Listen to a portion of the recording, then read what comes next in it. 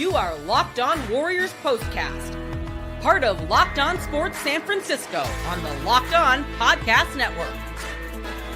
Your team every day. Yo, what's up, everyone, and welcome back to the Locked On Warriors Postcast. I'm your host, Eric Triple E Engel. You may know me as the former producer for the Murph and Mac Morning Show on KMBR. And tonight, the Golden State Warriors finished off their homestand with a win over the Orlando Magic. Final score 104-99. And the low-scoring affair got off to an absolute snail's pace, a sloth's crawl, with both teams struggling to make open shots in the first half.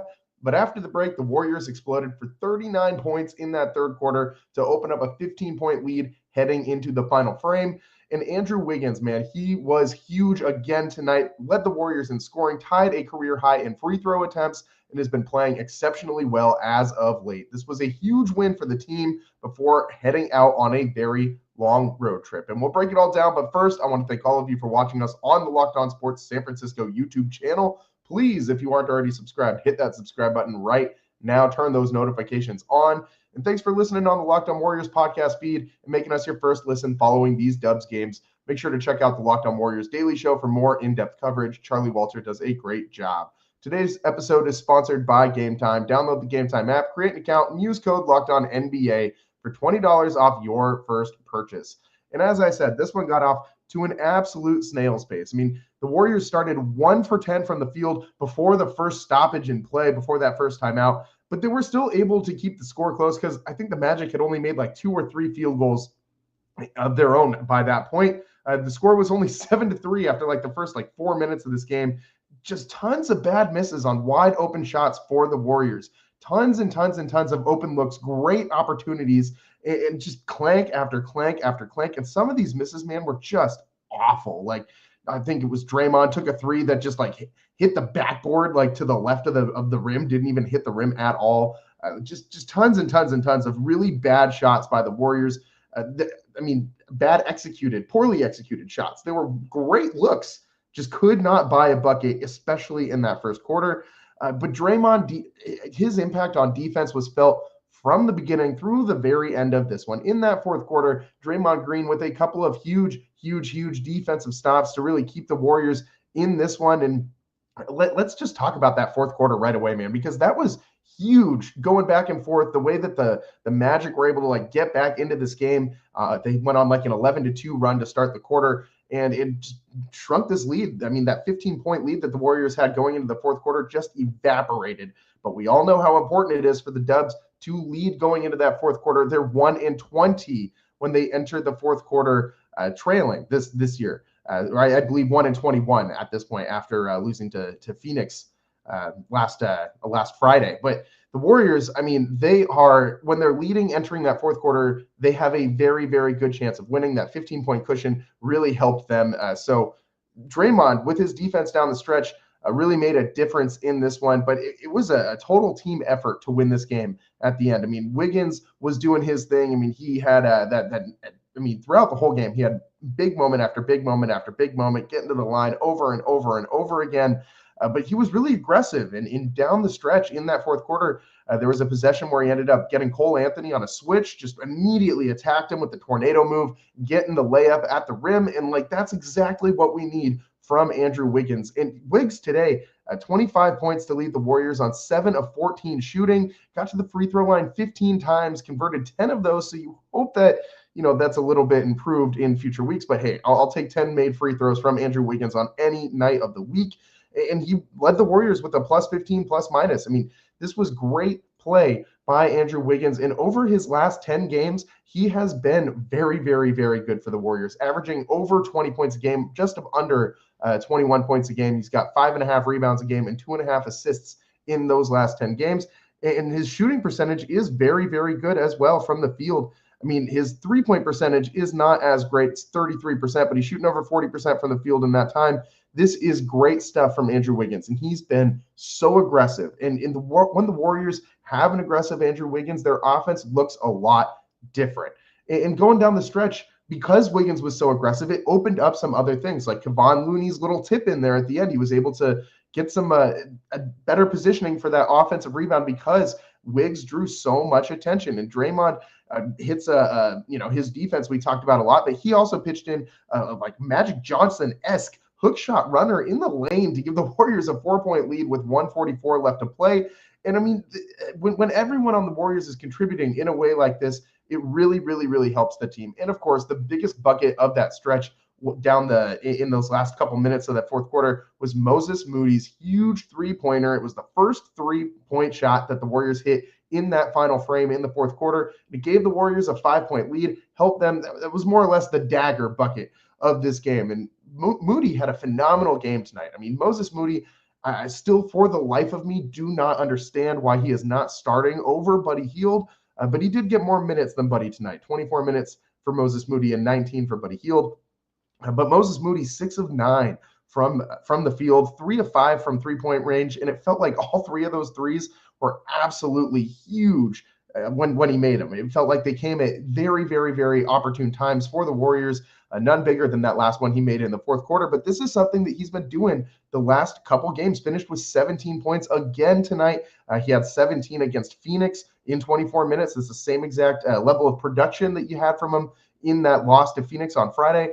But overall, for Moody, over these last 10 games, same stretch as Andrew Wiggins, he's averaging over 11 points a game, and he's doing it on like 44% shooting from the field, and I mean over 40% from three. This guy has, I think, earned a spot in the starting lineup. We'll get to that a little bit later on in the show, but tonight, Moses Moody hitting that huge, huge, huge three-pointer down the stretch to give that Warriors team a much-needed win, because heading into this very long road trip that they got coming up, I mean, you are going to be on the road, I mean, until February 23rd. So damn near this whole month, the Warriors are going to be on the road before they come back and face Dallas on the Andre Iguodala jersey retirement night, and the Luka Doncic-less Dallas Mavericks. The first look at them without Luka. That will be very, very, very interesting. I mean, what a wild, wild weekend this NBA trade deadline was, and the Warriors didn't get in on any of it yet. We'll get into that a little bit later on in the show as well. But for tonight, the Warriors really pulling out a much-needed win over the Magic, who have been having a down season record-wise. They're 24-27, just 9-18 away from Orlando. But the Magic have a very solid team, and they've been very injured for a lot of the season. You could tell how clunky this offense was. Franz Wagner, just not quite the same guy as he was pre-oblique injury. Same with Pablo Banchero. Like, they are not syncing up on offense. You can tell the individual talent that both of these dudes have. That's not it's non-disputable, but they're just not playing. They're not gelling. They're not, it's a lot of ISO ball out there in Orlando right now. So the Warriors did a great job of being able to capitalize on that. And the Magic, they just aren't a very high-scoring team. They're not going to score at will. They're not very prolific from the three-point line. They're not going to run away with any games in the NBA. Like, they're not going to just bury you with a bunch of threes or anything like that. Their game is to grind out, defensive possessions and make life really, really hard for you on that end of the floor, and to convert just enough on offense to get it done. And tonight they really got a lift from their bench. Cole Anthony with 26 points. Franz Wagner had 21 as well, but that was on a very inefficient 9 of 19. And Pablo Banchero had 18 on an even worse, even less efficient 9 of 24 for the Magic. And their two big stars, Wagner and Banchero, combined for 1 for 11 from three-point range. So, I mean, just not a very good night for the Orlando Magic offense. I do expect this team to get a lot better as the playoffs approach. I think there's just too much talent on this team, top to bottom. I mean, you got guys like Jonathan Isaac and Cole Anthony coming off the bench. Gary Harris is a good three-point shooter, or can get streaky at times. Wendell Carter Jr. is another good guy they have coming off the bench, and they just have good players all up and down this roster. So I think this is a solid win for the Warriors tonight. I think that they did a decent job on those rebounds in the second half, especially. They got really dominated in that first quarter. I think the Magic had something like 7 offensive rebounds in that first quarter alone, and they had doubled the amount of total rebounds that the Warriors had in that quarter. So the Warriors kind of evened it out for the rest of the game from that point, and that was a really big deal. The Warriors also did a great job defensively walling off that paint. I mean, they aren't very big. We know this. The Warriors have been missing a true center for a very, very, very long time. But one thing they do exceptionally well is they still limit points in the paint. And the reason for that is they got defenders like Draymond Green, Andrew Wiggins, Brandon Pajemski even kind of gets in on this, and Kevon Looney, and Guy Santos, all these different guys who are able to get in front of you and prevent you from driving into that lane in the first place. And they rotate pretty well on the interior. Quentin Post has, I think, shown you something defensively from the center position, which is, I think, something that a lot of us didn't think he was going to give you, considering his, the general stereotype of like he's a shooting big man who comes from Europe. He's probably going to be soft on the interior, but I don't see anything that represents him being soft on the interior in his last couple games. The way that guy communicates, the way that he switches, I really like what I'm seeing from Quentin Post out there. He's not afraid to stick his nose into the middle of something and take some contact. He grabbed 7 more boards tonight, only 2 of 5 from the field in 20 minutes, but he did have 7 points. So, I mean, hey, I like what I saw from Quentin Post. He had a 3 as well tonight. So the Warriors kind of getting a little bit of something going here with Quentin Post in the starting lineup. I would just like to see a little bit more tweaking to get Buddy Hield out of this starting lineup. We'll talk about that next on the Locked On Warriors postcast.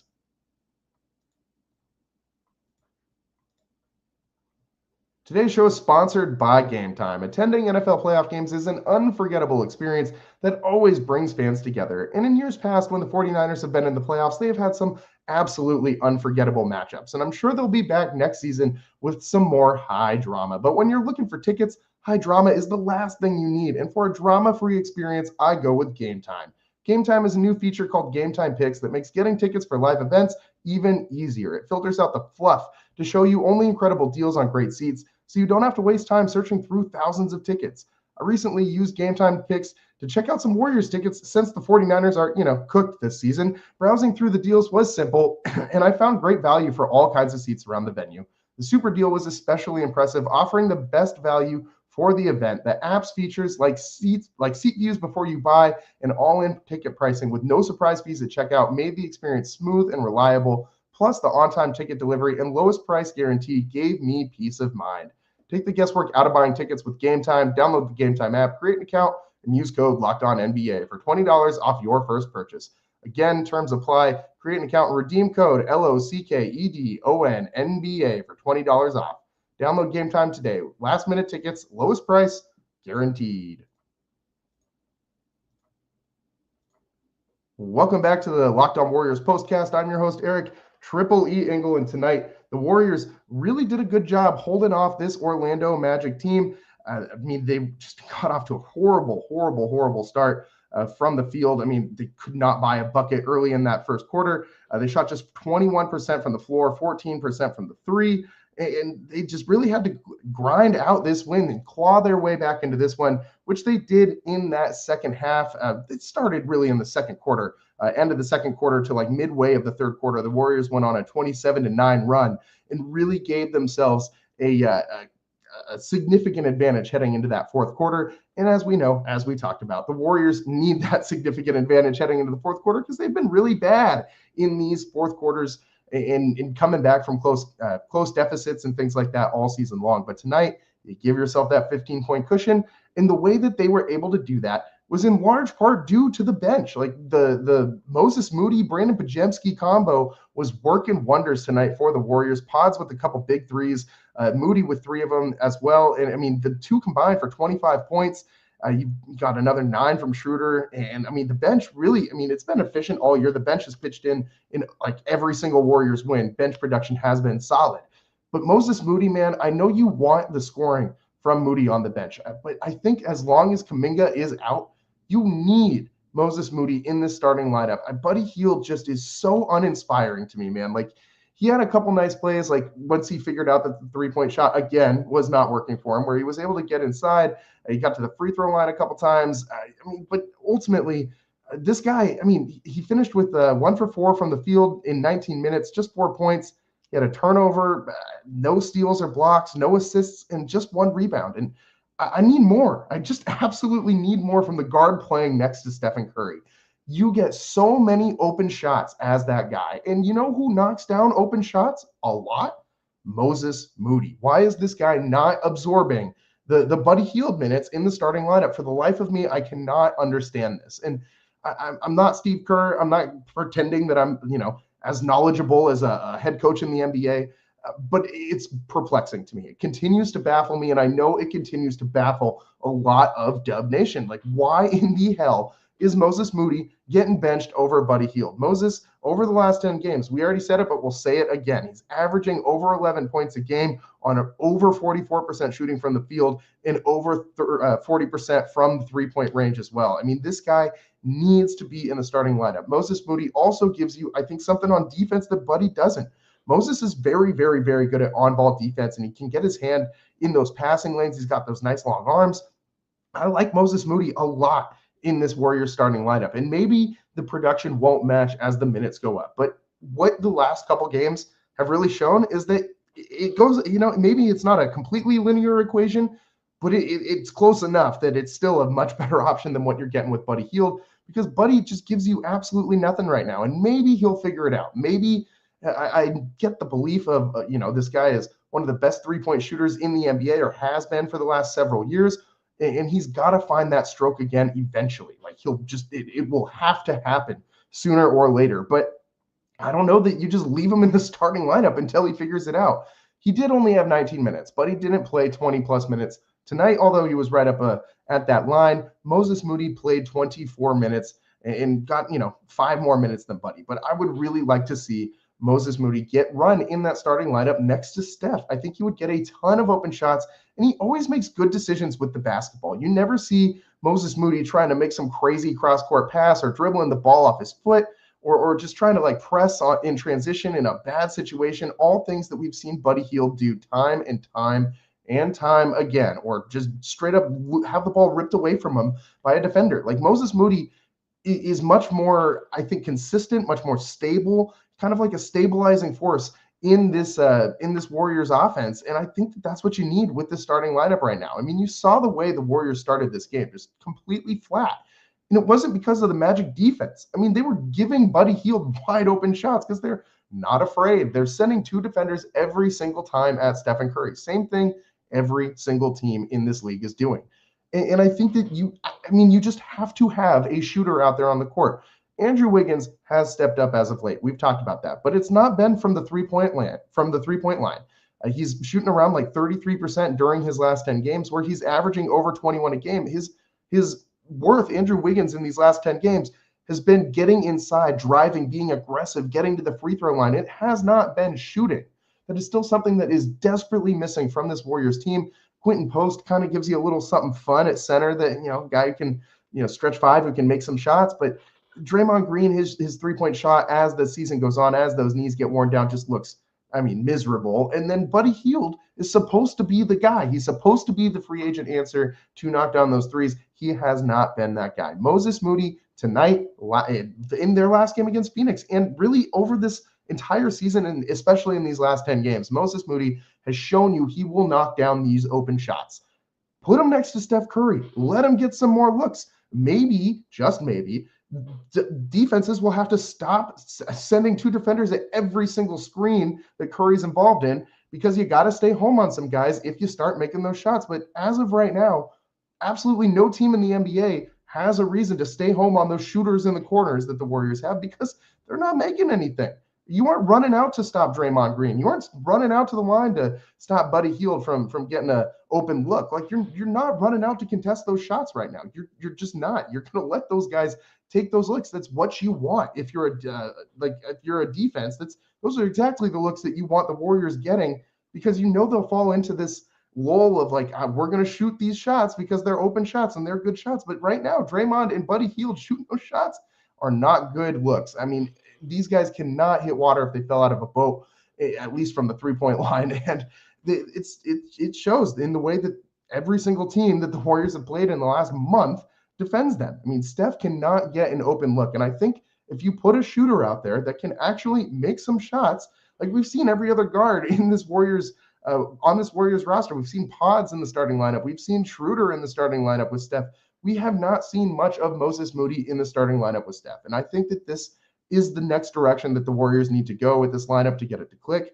Obviously, you're hoping that Kuminga comes back sooner rather than later. And this problem can not resolve itself, because it's still going to be something they need to figure out. This team does not have very many good shooters on this team. At least shooters that show up at game time. You see, you hear all the how great Lindy Water is from three, and we've seen the flashes in other guys, such as Moses Moody, Brandon Podziemski were supposed to be big contributors. Buddy Hield from 3-point range this year. Moses has kind of lived up to it.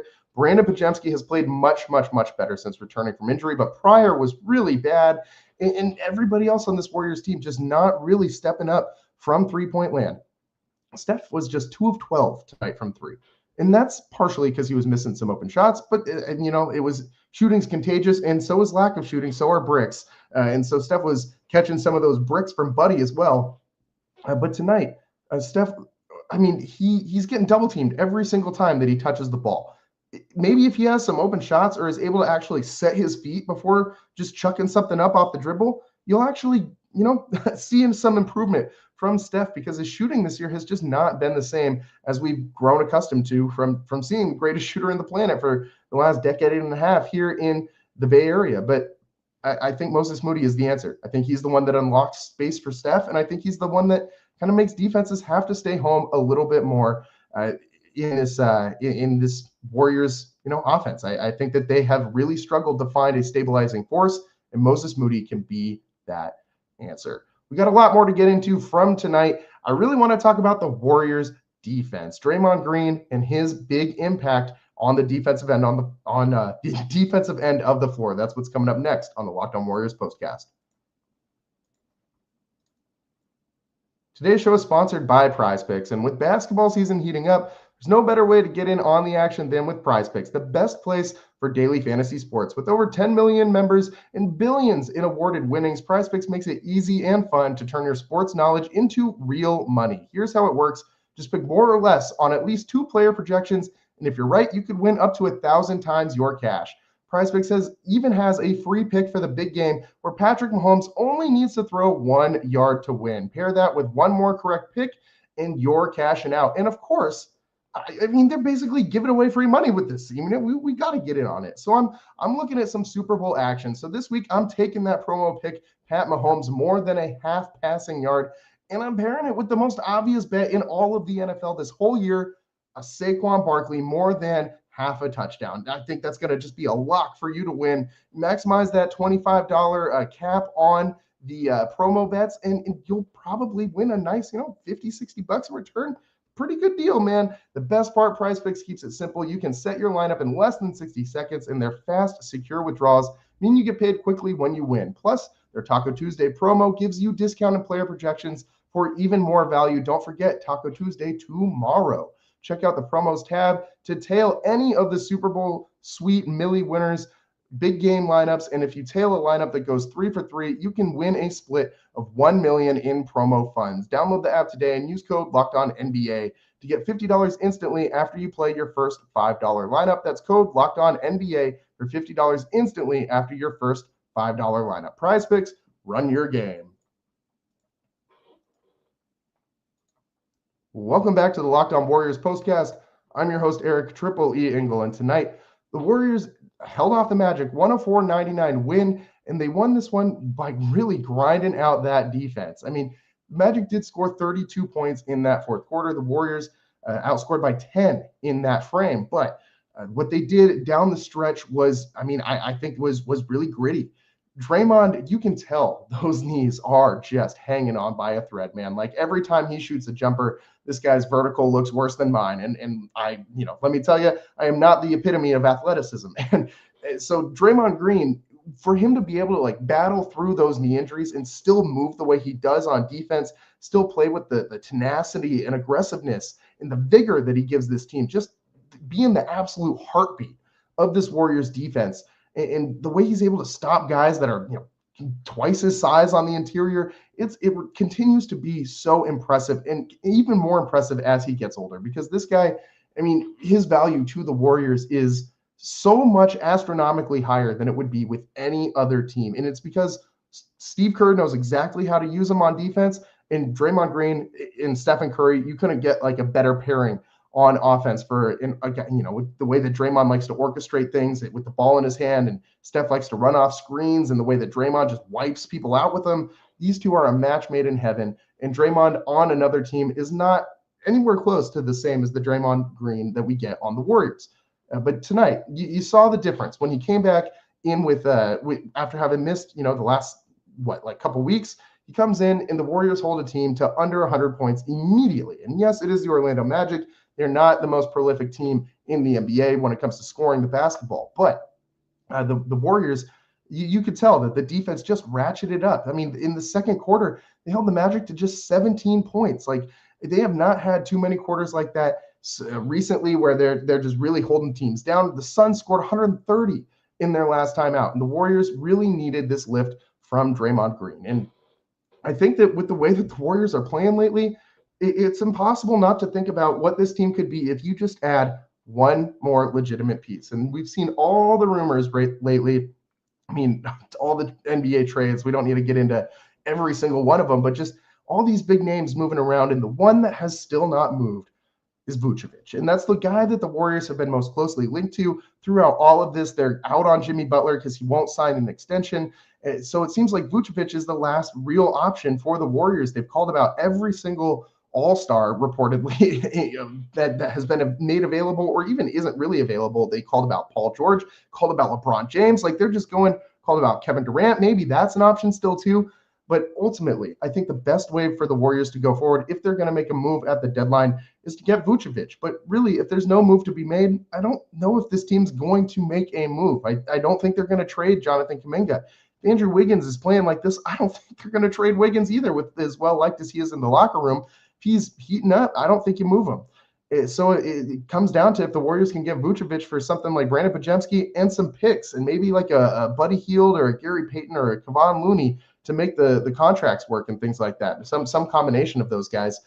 I don't know if the Warriors are going to be able to pull the trigger on this one. So we'll see what happens going down the stretch. But the Warriors, the trade deadline looms later this week. But I think this might be the team that we get for the rest of the season, and probably stay with once Jonathan Kuminga comes back.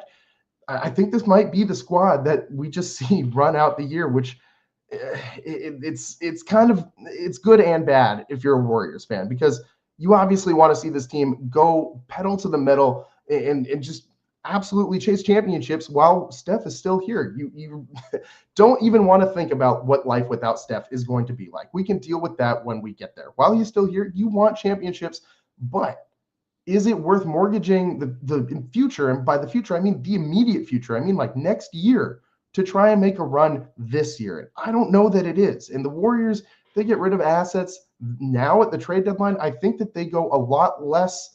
I think they get a lot less out of them than they would if they trade them at the end of the season. So I think that the Warriors kind of know that too. I think they might feel the same way.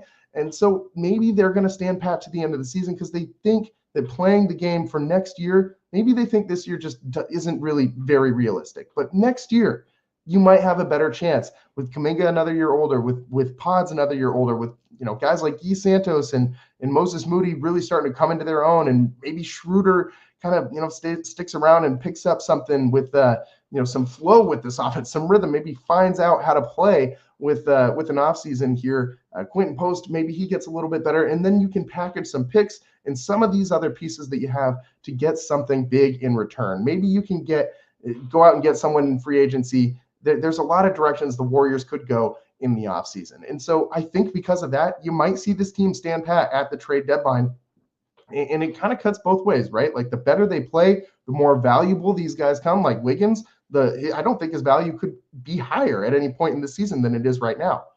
But I also think that makes the Warriors want to keep him more, because the Warriors love their guys. Like, they love Andrew Wiggins. They love Draymond Green. Obviously, you're not going to trade Steph. Like, they love Buddy Hield. Like, they have all this faith in these players. And it is a business. Anything can happen. I mean, we just saw the best scorer in the NBA get traded in the prime of his career, 25 years old.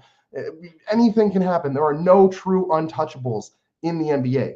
Anybody can be traded. But I think for the Warriors, they might just cling to some of these guys a little harder than other teams would. And I think because of that, I don't know that anything's going to get done as far as improving this team. But, man, you can dream, right? We can dream. And Vucevic in this lineup would be, I think, the perfect fit for Steph. It would help out Draymond a lot defensively to not have to play the 5 all the time.